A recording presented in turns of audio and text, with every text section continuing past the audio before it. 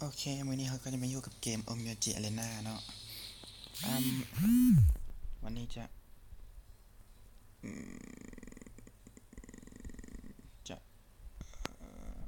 จะไปอย่างว่ากูลืมละอย่างมันเถอะโอเคฮู้ละมื้อ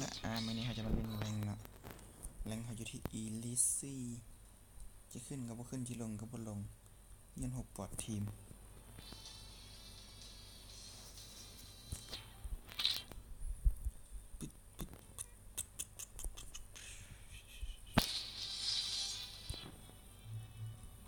จะมาเบิ่งตัวละครนะอันนี้ซามูไรคือไฟเตอร์หั่นล่ะนี่ซามูไร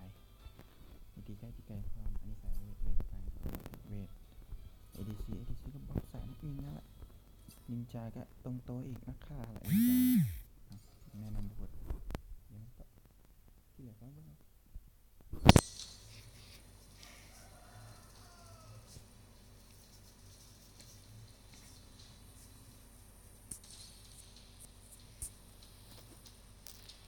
ขอลินทับ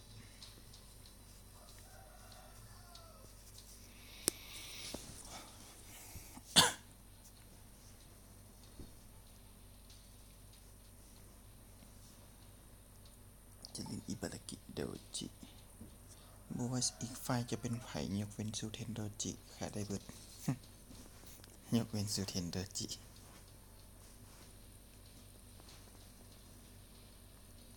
ลินยากเล่นกับมัน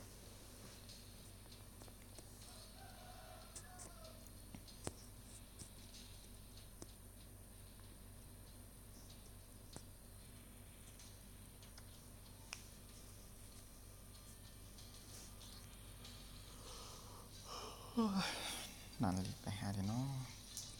สรุปมึงจะห้ามตัวไหนนี่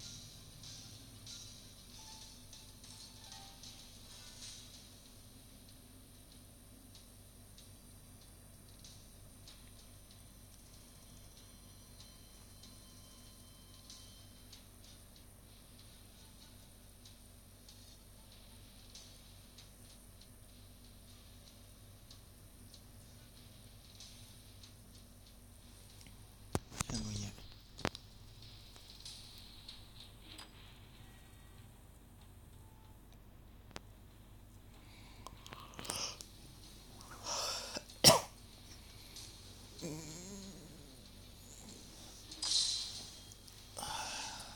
โม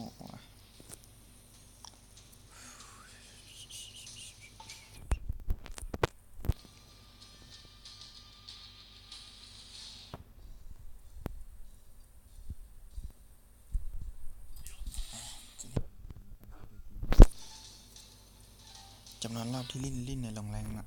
143รอบอัตราการชนะ 51.7% แสดงว่าประมาณอืม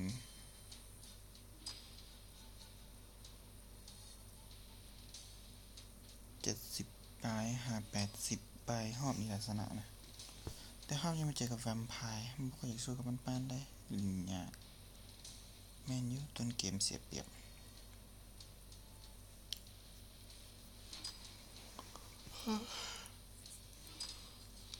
บาบองนี่ถ้าเป็นไปได้ยาสลินมันเท่ายากชิบหายแล้วก็บ่ได้แฮมยังพอเมียงบาบายายาซื้อแปะอย่างมันนี่สรุปมาลิ้นป้าบ่เป็น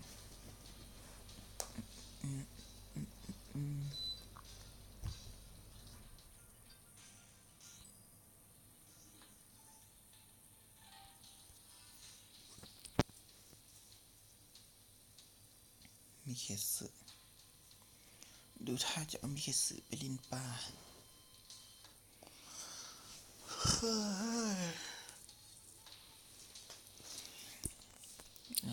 ถ้าหัว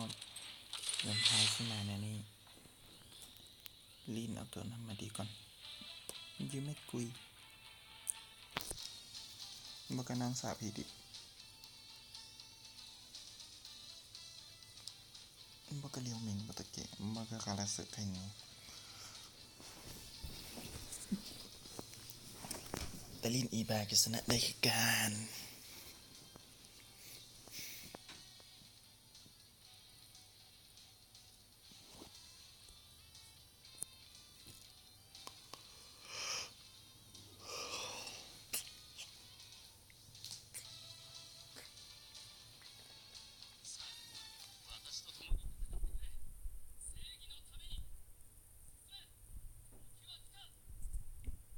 การเรียกอิบารากิโดจิเขาจะอัพท่า2ก่อนเนาะท่า2ที่หมายถึงให้ไล่จากท่าที่ไซไดกดและไซไดนะถ้าเป็นพาสซีฟผมบ่ไล่เป็นท่าเดี๋ยวเละไม่เป็นท่า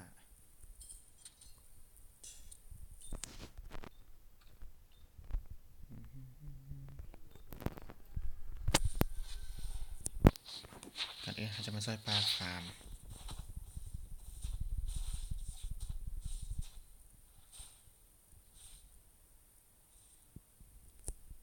เพื่อให้เล่นเกมได้ไวขึ้น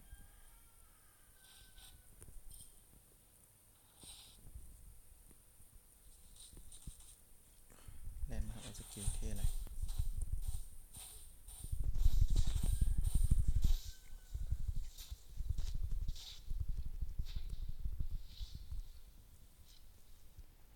แม่งโคตรขี้โกงเลย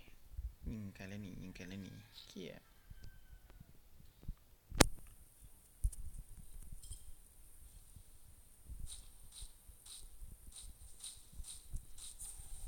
สกิลเบิร์ด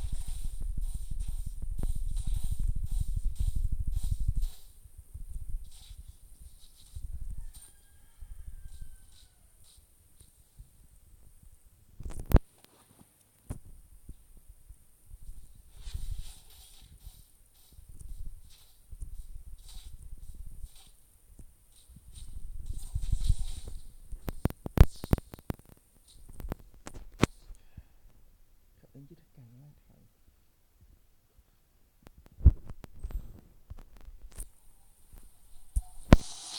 นี่แหละที่เล่นกับมันเนี่ย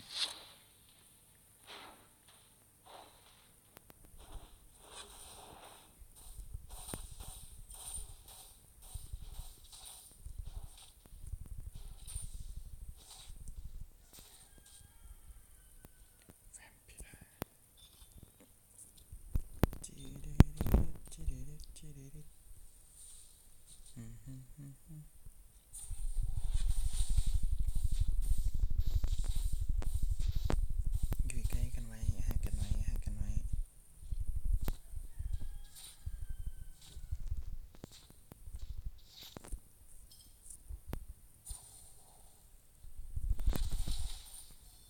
แล้วก็โกย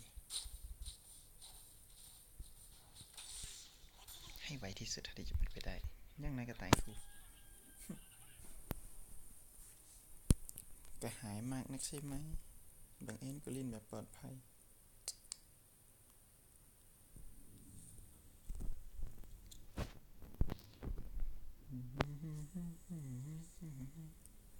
มีหน้าแล้วมันออกเก็บก่อนอันนึงบี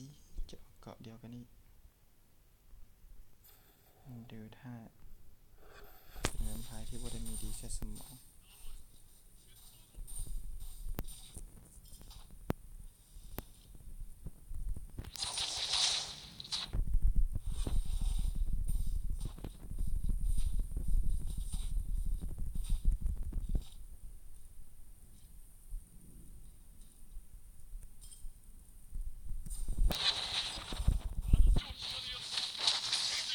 ไม่รอดครับ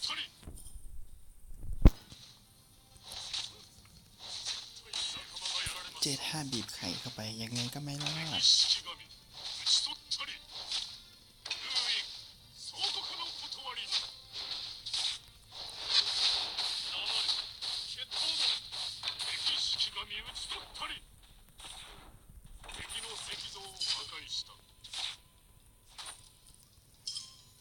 ดูจากสภาพแล้วอาราคาวะคงโหดเกินไปสำหรับทีมเขาสงสัยคงต้องไปซ่อยจากไหนเองล่ะ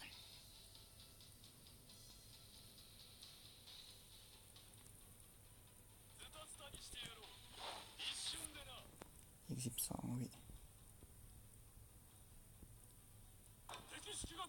5 4 3 2 1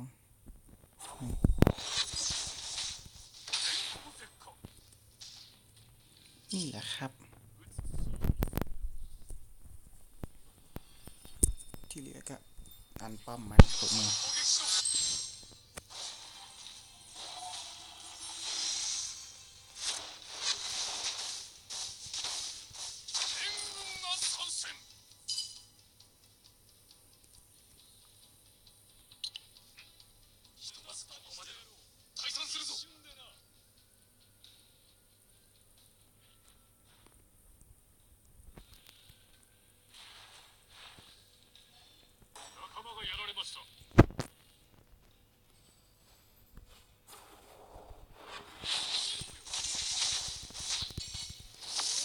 ดึงดึงดึงดึงดึงดึง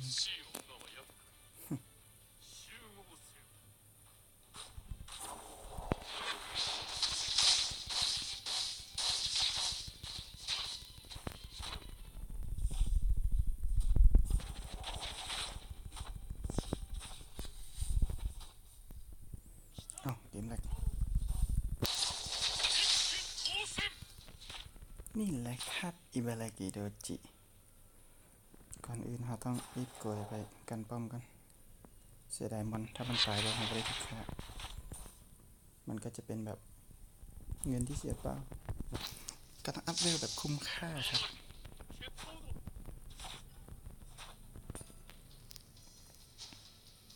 ทีนี้เราจะไปใส่อาราคาวะสร้อย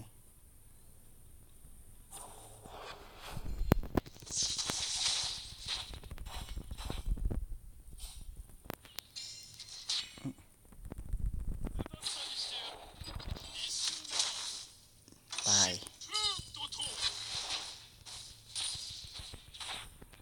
ลืมไปเลยว่าเคยมีบัฟไฟบัฟไฟมันจะเผาไหม้ศัตรูนะลืมบอกไป ถ้ามีเราก็ทำได้อันนี้วิธีไปแบบลิ้นโปอิบารากิโดจิเกลี่ยก็ยังมีแต่อาราคาวะเนาะใส่หัวมันเลย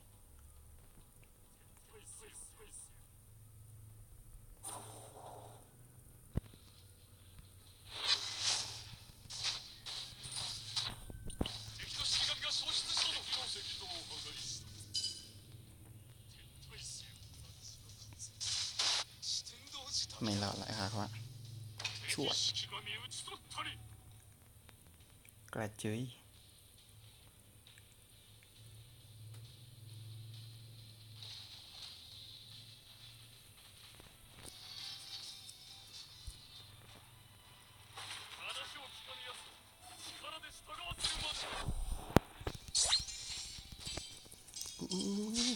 มีเคสป่วยกัน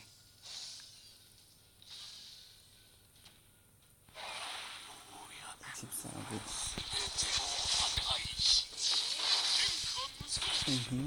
ทั้งคู่โดนไป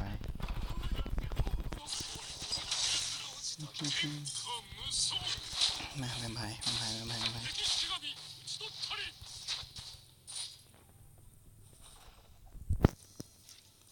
ใส่แล้วแวมไพร์บัวสู้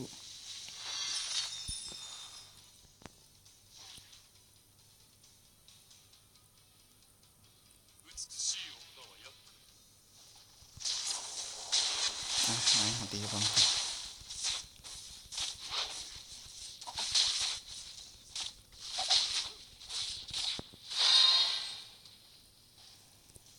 แล้วก็ปัดใส่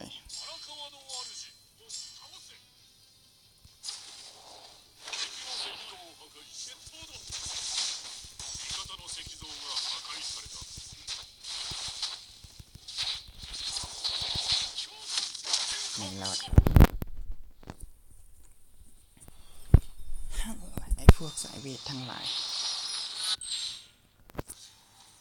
สุดท้ายก็มั่งตายคือเก่า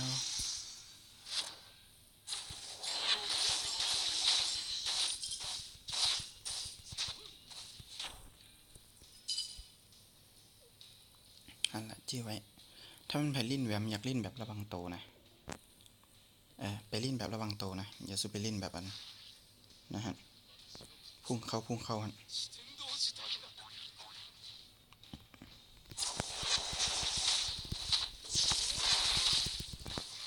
บ้า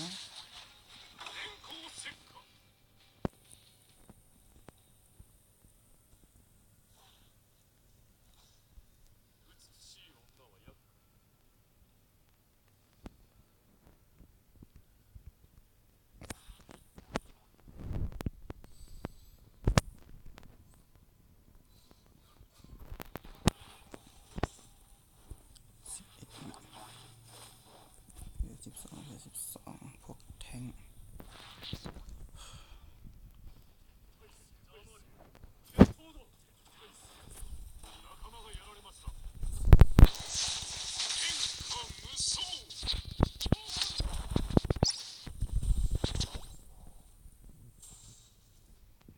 ครับไม่ตายโอเค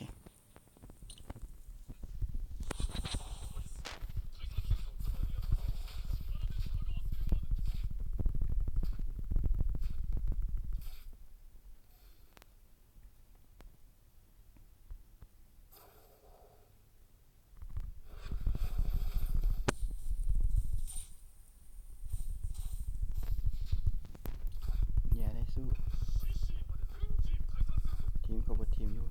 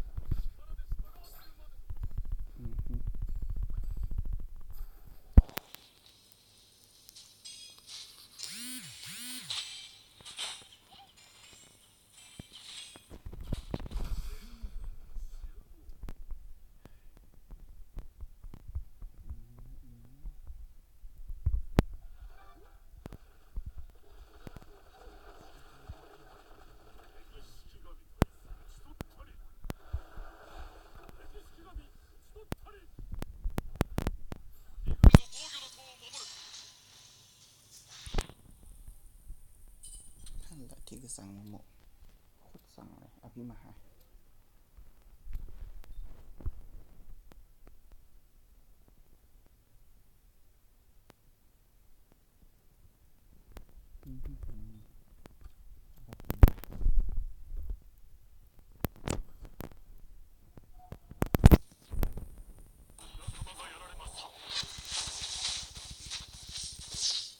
บ้า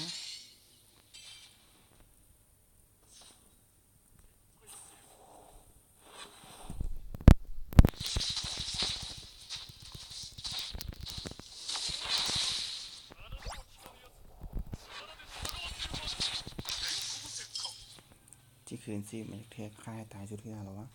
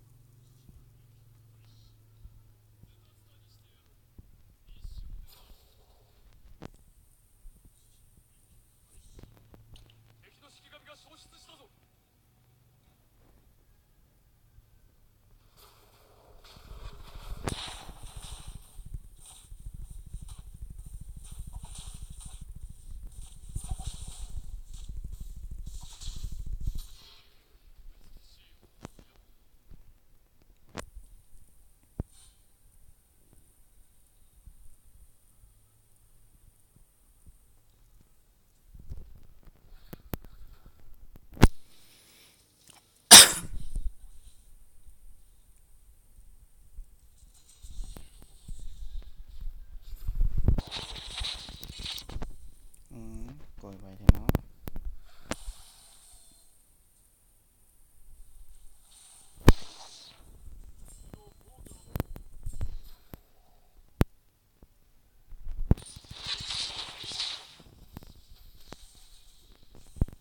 โดนดาเมจเกินไป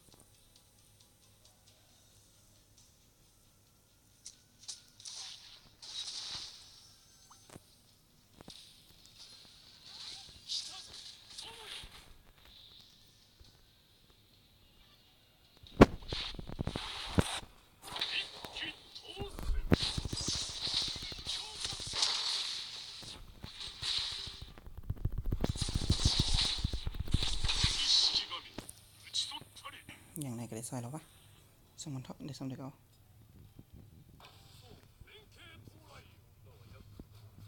อย่ามาเจาะแจ๊ะ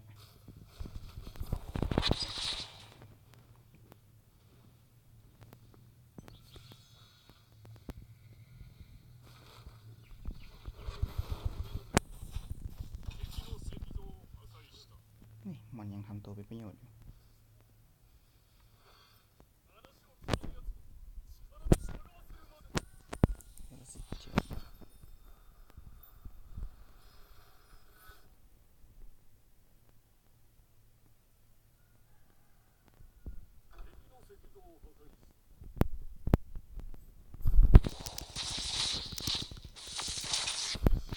สวัสดีหนีก่อน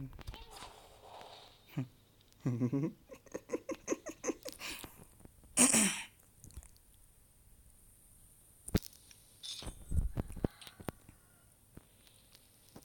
อเคเท่านี้ ADC เขาก็หายไป1ละใส่ออริจิไป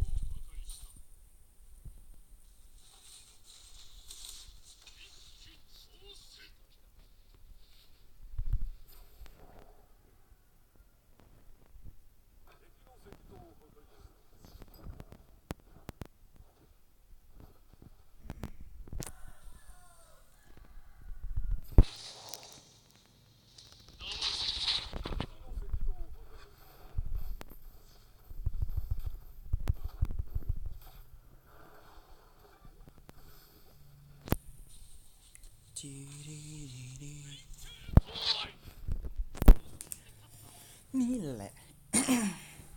อันนี้ตอนเจอทีมดีตอนเจอทีมผีแม่ง FK 2 คนแล้วต้องแบกทีมกูลินแทง FK ที่ FK คือเวทกับสายนางอิงแล้วรับในเลยดิ